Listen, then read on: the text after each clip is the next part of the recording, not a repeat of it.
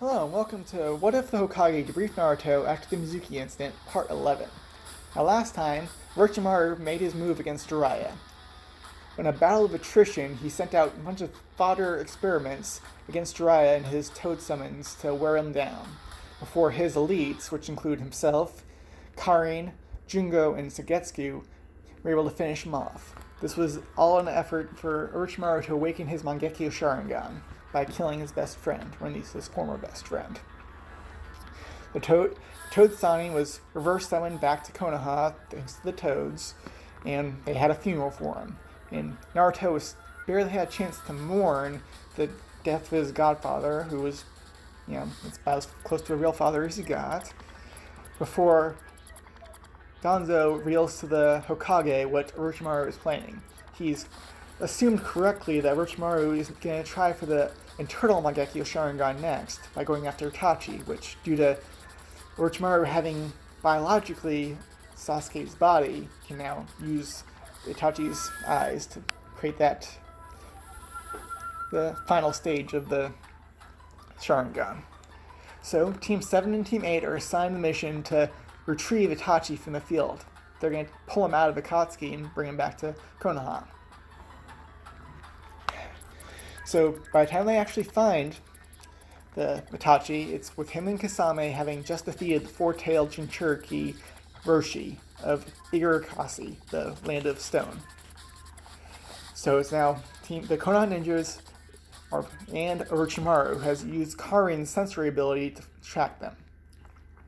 Now last time I had asked what abilities size Mangekyo Sharingan would be, because I kind of figured that the only real logic for Danzo's raising two ninjas as brothers and then having them kill each other was to awaken the Mangekyo Sharingan.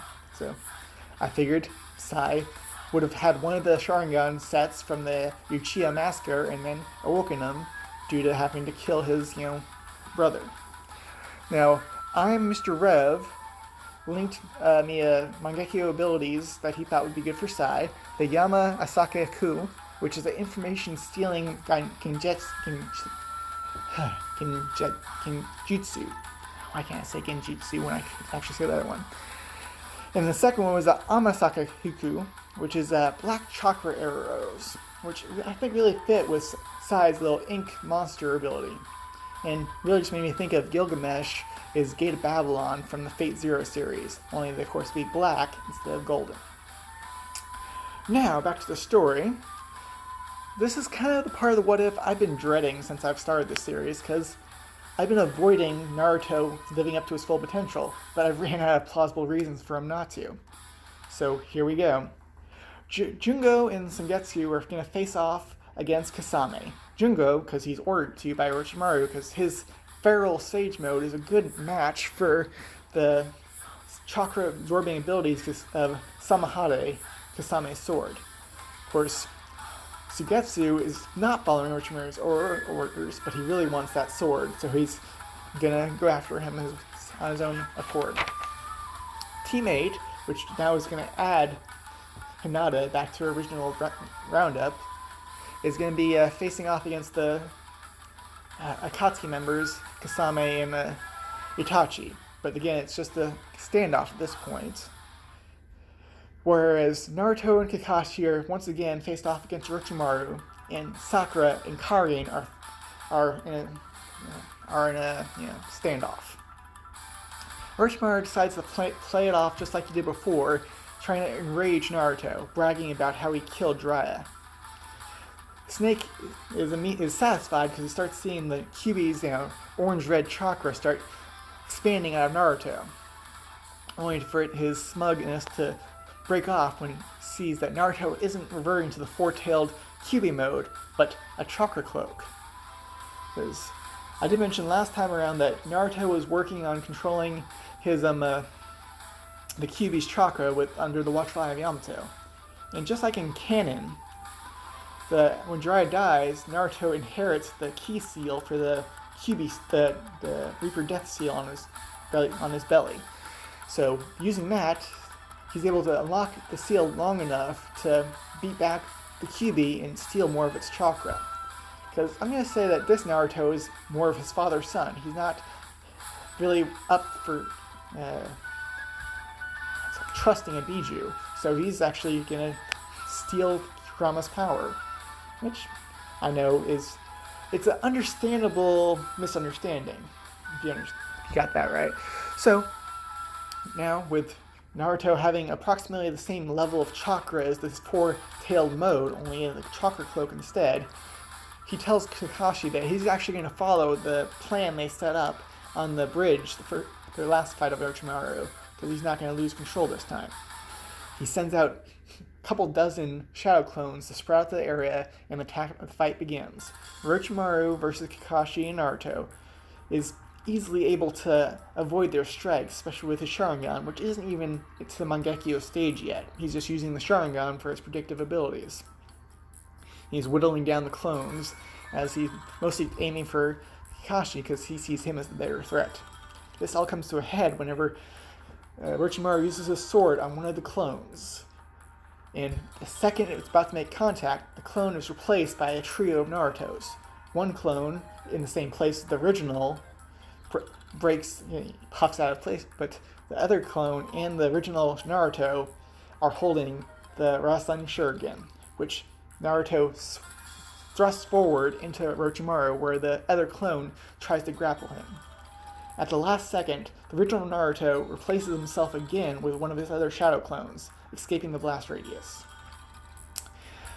During the time skip, I said that we were going to let Naruto learn the Flying Raijin, but it was going to be really slow for him because it is a very complicated jutsu, or so we're told. So on its own, with just the kunai or seal, it takes him a good second to make a switch. But I'm going to say, because the shadow clones are just a copy of his own chakra, he's able to do that almost instantaneous. So it's a substitution jutsu with his own clones at, lightning speed. And with that, the Rasen Shuriken hits Orochimaru dead on, giving him the same Akatsuki treatment as we saw in canon. And just like in canon, Orochimaru is a tough bastard, so he's not killed right away, but Kakashi is on hand to hit him with the Chidori right afterwards, and kind of a shinobi double tap. And with that, the Snake Shanin is dead. I'm going to say he's dead because there's still a possibility of the whole Curse Seal Anko thing revival. I haven't decided yet. It seemed kind of like an ass pull whenever I read about it in canon, but it's still a possibility. So with Orochimaru dead, Karin is distracted enough for Sakura to give her a quick waylay, knocking her out. Jungo is very debating, because he is strongly loyal to Orochimaru, mostly due to Kimuraru's involvement. But Sangetsu gets Jungo on charge, saying that his last order was to attack Kisame, and the two of them do just that. Itachi is also conflicted, so he asks in a coded message, around whatever that would be, if Danzo's passport is still active. Kakashi, now that Orochimaru is dead, denies this fact. So that Itachi is supposed to stay undercover because the reason they were pulling him out is no longer an issue. In response to this, Itachi uses Tsukiyomi on Kakashi once again to give him a big info dump, knocking him unconscious. Then, Itachi faces off against Suigetsu and Jungo using a Matarasu to set them both on black fire, allowing Kisame to disengage, and for the duo to go after their prize, the four-tailed Jinchuriki. At this point, they realize that Team 8 has set up camp around the Roshi. But they're not really strong enough to stop the two, until Sai pulls out a kunai and lifts it to Roshi's throat, then threatening to kill the unconscious man, knowing that the Akatsuki need a live Jinchuriki to extract the Biju. This, combined with the fact that Naruto is rearing up for another round, causes the duo to retreat. With Naruto still having plenty of chakra, he uses seals to suppress the Matarasu and bind down Sangetsu and Jungo. And everyone ends up back in Konoha, Roshi, Karin, Sengetsu, and Jungo, as well, of course, as Team 7 and Team 8. Kakashi is again unconscious, but when he wakes up, he tells them that Tsukiyomi told him about pain and how he is the leader of Amakuro, the Land of Rain. And that's where we're going to leave you right now, with Konoha having a win, Orochimaru dead for all intents and purposes, and now having two bargaining chips. They have Sengetsu, a missing yin of the mist, and they have Roshi, the Jinchuriki of the Land of Rocks, or Land of Stones, which could, and not including the alliance that Konoha and the Sand has, that means they could possibly have 4 nations that could come together to attack Akatsuki without needing to have an official summit. Let me know what you think, and I'll see you later.